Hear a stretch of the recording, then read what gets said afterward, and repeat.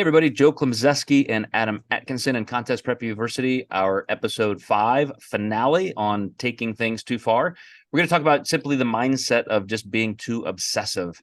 And you had mentioned your gym member that you would just, work herself to death, always trying to get that last little bit of work in she could.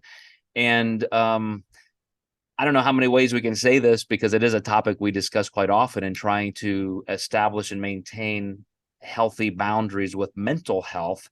But between the relationships in your life, family, occupation, I often hear mental health therapists talk about addiction as a clear line in the sand. If something is disrupting those things in your life, if it's impeding your ability to work and be productive and have good normal relationships, then it's probably an addiction. And man, is this not something that can cross that line in a hurry, Adam? Absolutely. I'm seeing it nowadays where people are making careers off of like demonizing tracking macros.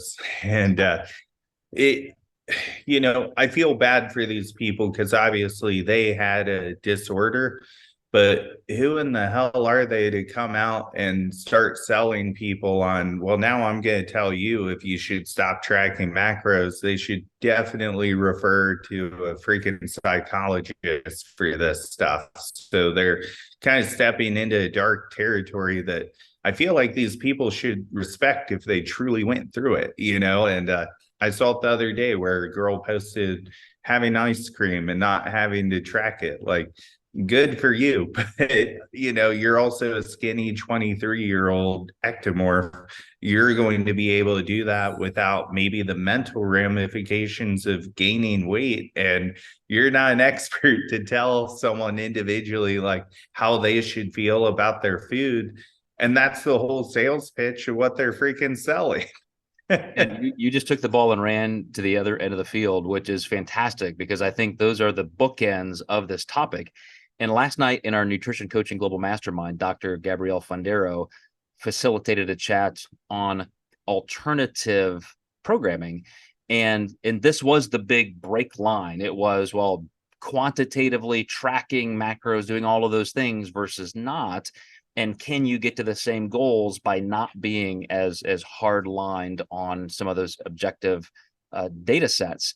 And of course, the answer is yes, as long as you don't mind not being able to achieve a time specific goal where accuracy and scientific competency really matters. So yeah, you may be on one of those sides temperamentally, but you can't achieve the kind of things that require that level of diligence and accuracy without being that diligent and accurate.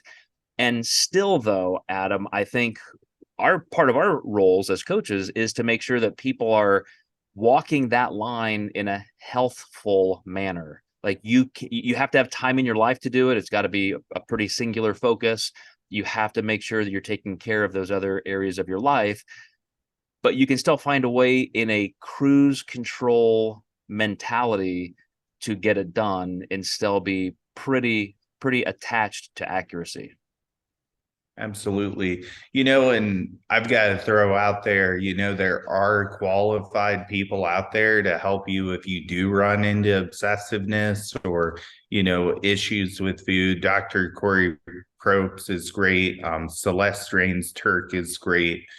These are people who actually have the qualifications to work with these types of people. So I at least have to name drop some positives in there. But yeah, we see this a lot where, obsession kind of takes over, the fun of this. And in a way, you almost have to be a little bit obsessive to because it's important to you. But we should also be able to throw some balance in there. And kind of like you said, where it affects your relationships if you can't go out to dinner and, not worry. I think that's really the middle of the bookend and is trying to teach people, this isn't a big deal because of this particular time frame. But and that just involves, I think, us as coaches having, well, I know we have a dynamic process, but still pushing this information out there and, just it's not,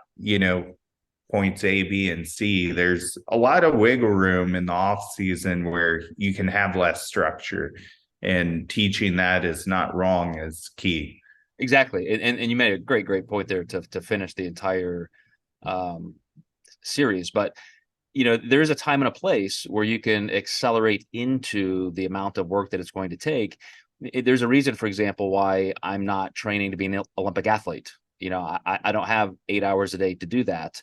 I don't have the desire to do that. And a lot of people come into the sport thinking it's going to be easy, or they stay in the sport almost too long because their identity gets tied up in that, and they don't realize that it is costing them those other parts of their life. So I just really love to see people who strike a balance between even the seasonality of when they can put effort into this, and then still working on all the things that we discussed, which is just create the environment where this can flow more easily, and have the confidence to take your eye off of that and work on those other areas of your life all at the same time, without simply that overwhelming sense of obsession.